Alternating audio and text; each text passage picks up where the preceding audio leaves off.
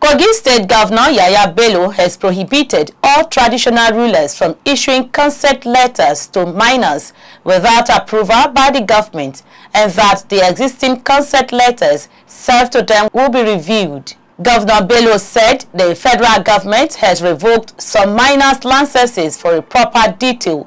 Therefore, Kogi State must key to federal government policies and pronouncements. Governor Bello made this known during the stakeholder sensitization meeting with traditional rulers on issues tackling consent letter and community development agreement at the government house in Lokoja, the state capital. Our reporter has more. Governor Bello commended traditional rulers' cooperation and understanding during his tenure. He charged them to have complete control over their domains, stressing that they must know all the occupants of the land. There's no how you will tell the government that you don't know who occupies your land. If you don't know who is occupying your land, then it means you're not worthy enough to be the traditional ruler of that community or of the land. Because it means you're not representing God well enough. And at the same time, you are not representing the government in your area. All these crimes and criminalities that takes place don't happen in the airspace. They all happen on land. They pass one land, one community, one district to another. They move. They have collaborators. There are those that invite them to come and hibernate, or to come and live with them, or to come and stay permanently or temporarily, to carry out one activity or the other.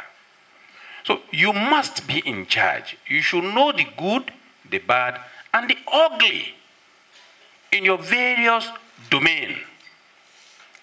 Not to talk of those that are carrying out illegal mining activity. Governor Bello reminded the monarchs that land is one of the greatest factors of production. Therefore, safeguarding is necessary, while pointing out the miners' activities. Some of these illegal miners are not necessarily these menial job seekers who will carry shovel and digger and be digging. Some of them are corporate entities. They are big names that you can hear all over the world. They carry out illegal mining and they patronize illegal miners, thereby encouraging them to continue to carry out illegal mining activity. We are aware recently that the federal government even revoked some of those licenses that were not utilized by some portfolio investors or briefcase investors or some investors that are just existing by mere name, and some who are actually doing something wrong about those licenses. Federal government came up about and completely revoked them and ban illegal mining. Here in Kogi State, we're not living in isolation. We can't succeed without keying into federal government policies, programs, and pronouncements. When federal government make a pronouncement, we as a state, we must key in and help them. After all, there is no one human being that is referred to as federal government person. We all reside in states, in local governments, and in our communities.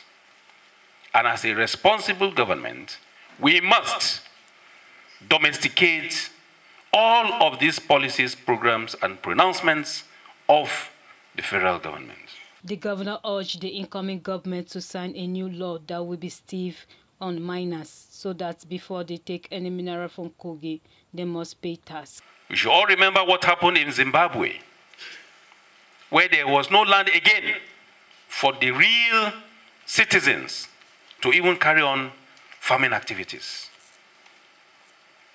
That time would come when you would have sold completely all your inheritance or your heritage. In fact, time shall come when they will even come for your omu, your cap. And they say they need it, and you will sell it. And that is the end. Then why are you the traditional ruler or the chief of that area? So I deliberately make it a policy not to be signing COFOs after when I discover that this land is too large. I will not sign it.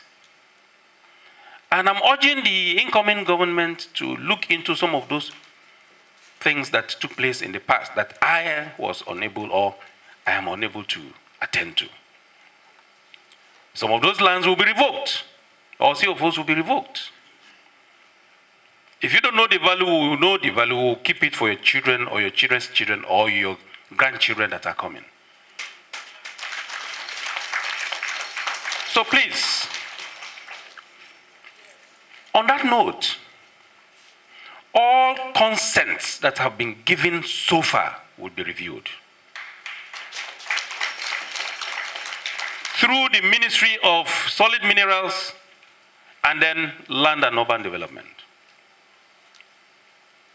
All shall be reviewed. Any consent that is existing so far, from the biggest investor here in Kogi State to the intending investors, all that are existing now shall be reviewed.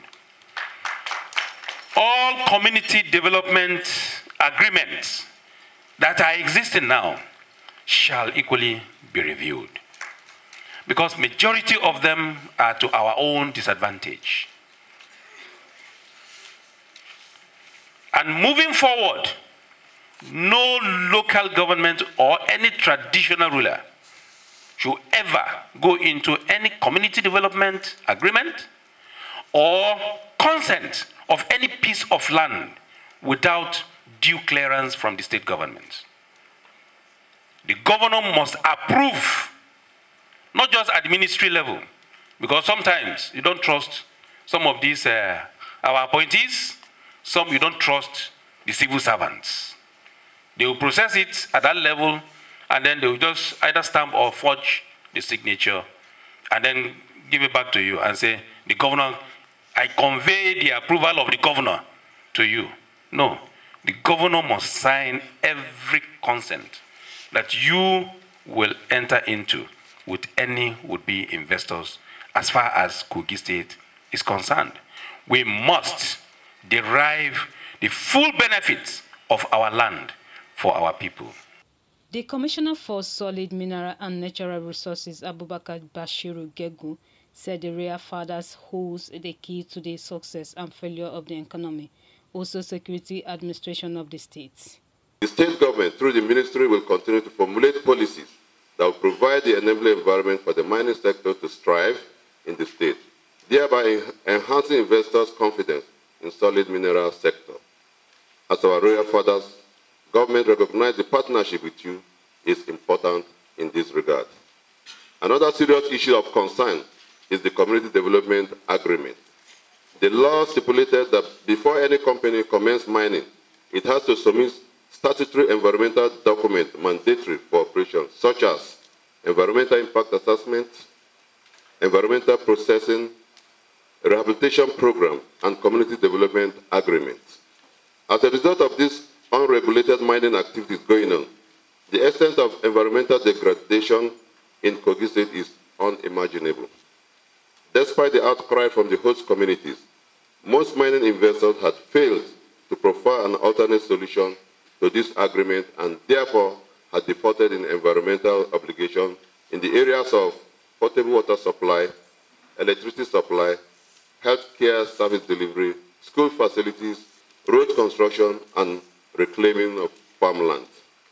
He said traditional rulers are banned from issuance of consent letters to mining investors without clearance from the Ministry of Solid Mineral and Natural Resources. The decision was to address the effects of environmental degradation associated with illegal miners' activities coupled with security challenges. In his goodwill message, the Obaro of Kaba, Oba Solomon Oweni, said the partnership is timely as there are illegal miners all over the place and they have been causing a lot of security challenges. And I'm yet to see anywhere in Kogi State where the impact on the economy has been so profound to the extent of us noticing them. I've not seen any mining company that has built any secondary school anywhere in Kogi State. I've not seen anyone that has built hospitals or road or whatever. And I think this conference will open our eyes and will become more knowledgeable in what to do and what not to do. So on behalf of all of us, we want to register our gratitude for making this possible. The traditional rulers are in consonance with the government's decision to fight against illegal miners in the states. I am Faith Abdul Ghaffar reporting for MSC TV.